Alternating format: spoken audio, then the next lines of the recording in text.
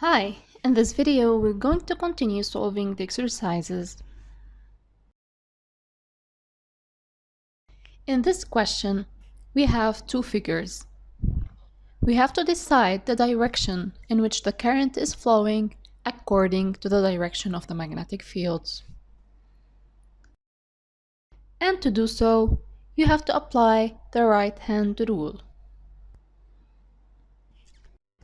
Move your fingers as the direction of the magnetic field and see if the thumb is into the screen or out of the screen to know the correct direction. So, in the first figure, the correct answer is out of the screen, and that's correct. In the second figure, the direction of the magnetic field is reversed. So, what is the direction of the current?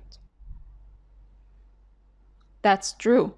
It is into the screen.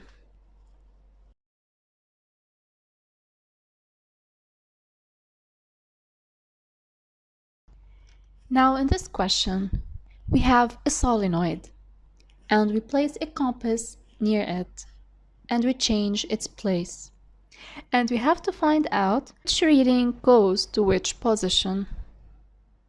We've agreed before that the solenoid acts as the bar magnet. And so they have the same pattern of the field lines. In order to find the direction of the magnetic field, we have to use the right-hand rule, but with a small difference. The fingers will coil in the direction of the current. Your right thumb will indicate the magnetic north end of the solenoid's magnetic field. And placing the compass near the solenoid makes the needle point into the north. Pause the video, take a few minutes to solve the question, then come back for the answers. Here's position A in the second figure. The needle should be pointing toward the north. So what option fits this position? Yes, it's option number 3. That's correct. What about position B that goes right here in the second figure? So what option fits this position? The needle should be pointing toward the north.